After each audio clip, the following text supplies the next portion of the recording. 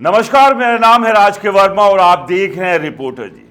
दिल्ली में रहते हैं आप? हाँ, तो एक खबर आपके लिए है। अगर आपके पास कार है या दो कारें हैं तो अब तीसरी गाड़ी के बारे में सोचिए। दिल्ली सरकार ने एक नया प्लान बनाया है प्रदूषण से लड़ने के लिए।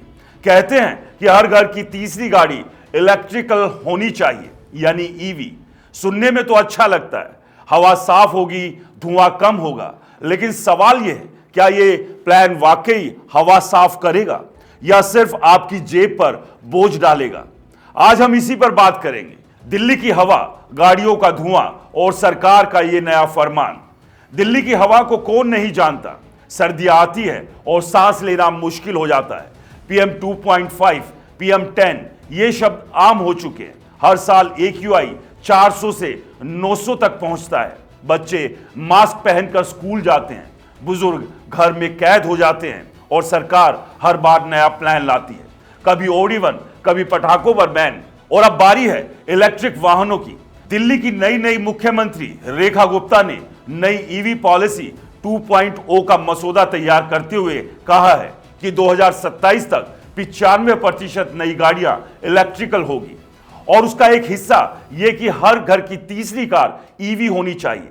सोचिए, आपके पास एक पेट्रोल कार है, दूसरी डीजल, अब तीसरी लेने जाएंगे तो सरकार कहेगी नहीं, इलेक्ट्रिकल लो। क्यों? क्योंकि दिल्ली में गाड़ियों से 42% PM 2.5 प्रदूषण आता है। दोपहिया और तिपहिया वाहन इसमें सबसे बड़े गुनहगार हैं, लेकिन कारें भी पीछे नहीं। तो सरकार का तर्क है, अगर तीसरी गाड़ी ईवी होगी तो धुआं कम होगा, हवा साफ होगी। लेकिन क्या इतना आसान है?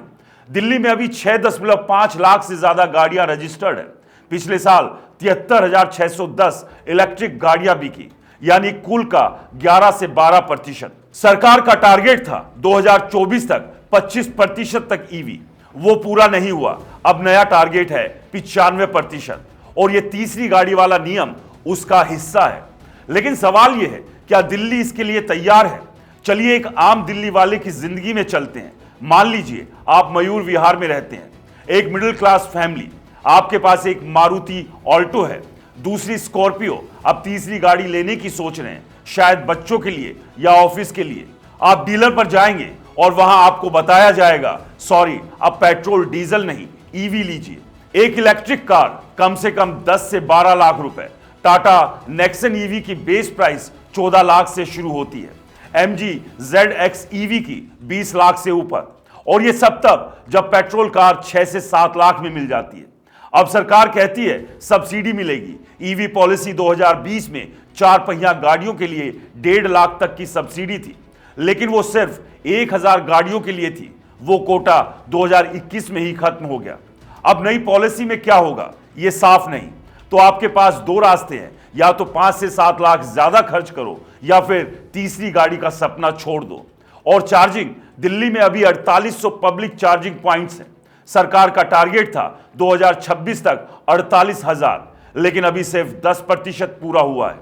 हर 5 किलोमीटर पर चार्जिंग स्टेशन का वादा है, लेकिन अगर आप आज मयूर विहार से द्वारका जाए तो रास्ते में चार्जिंग पॉइंट ढूंढना आसान नहीं है। बैटरी खत्म हुई तो क्या करेंगे? रास्ते में रुक जाएंगे या टो ट्रक बुलाएंगे। अब सरकार का तर्क सुनिए। कहते हैं यह प्रदूषण के खिलाफ जंग है। सही बात है, दिल्ली की हवा जहरीली है। एक स्टडी कहती है अगर दिल्ली में 100% ईवी हो जाए तो PM 2.5 40% तक कम हो सकता है। मृत्यु दर में 25% की कमी, हेल्थ केयर खर्च में 25% की बचत, 11,000 करोड़ रुपए की बचत। यह आंकड़ा लुभाता है, लेकिन यह तभी मुमकिन है जब पूरा सिस्टम बदल जाए। लेकिन सिस्टम बदलने की बात कौन कर रहा है? बिजली कहां से आएगी? दिल्ली की 70% बिजली कोयले से बनती है। ईवी को चार्ज करने के लिए बिजली चाहिए, और वो बिजली अगर कोयले से बनेगी तो प्रदूषण कहां कम होगा? हाँ, टेल पाइप एमिनेशन 0 होगा, गाड़ी से धुआं नहीं निकलेगा, लेकिन पावर प्लांट से धुआं निकलेगा। तो क्या ये प्रदूषण को सड़क से हवा में शिफ्ट करने का खेल है? और पैसा, ईवी पॉलिसी 2.0 के लिए स्टेट ईवी फंड बनेगा। ग्रीन लेवी, पॉल्यूशन सेस और लाइसेंस फीस से पैसा जुटेगा, यानी आपकी जेब से ही। जो लोग पेट्रोल डीजल गाड़ियां चलाते हैं वो टैक्स देंगे और उस टैक्स से ईवी को सब्सिडी मिलेगी। तो क्या ये एक तबके को सजा देकर दूसरे को इनाम देने का तरीका है? अब एक मिनट सोचिए, दिल्ली में हर घर की तीसरी गाड़ी ईवी करने से पहले क्या करना चाहिए था? चार्जिंग स्टेशन बढ़ाने चाहिए थे, बिजली को साफ करना चाहिए था, ईवी को सस्ता करना चाहिए था, लेकिन यहां उल्टा हो रहा है। पहले नियम थोपा जा रहा है, फिर इंतजाम की बात होगी। यह वही तरीका है जो हम सालों से देखते आए हैं। पहले फरमान, फिर फजीयत। लोग पूछते हैं, क्या यह तानाशाही नहीं? मान लीजिए आपकी फैमिली में 3 लोग हैं, सबको गाड़ी चाहिए, लेकिन तीसरी ईवी ही लेनी है। आपकी मजबूरी होगी, और बिल्डर वो पहले से ही ईवी चार्जिंग के नाम पर फ्लैट की कीमतें बढ़ा रहे हैं।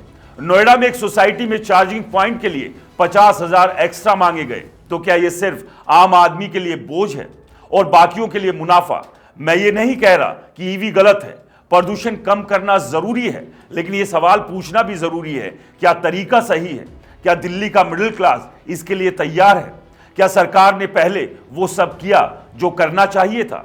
या फिर यह सिर्फ एक और नया नारा है, हवा साफ करो, ईवी लाओ, जो सुनने में अच्छा लगता है लेकिन हकीकत में खोखला है? तो दिल्ली की नई मुख्यमंत्री रेखा गुप्ता के इस ऐलान पर आपकी क्या राय है? हमें कमेंट्स कर जरूर बताएं। नमस्कार।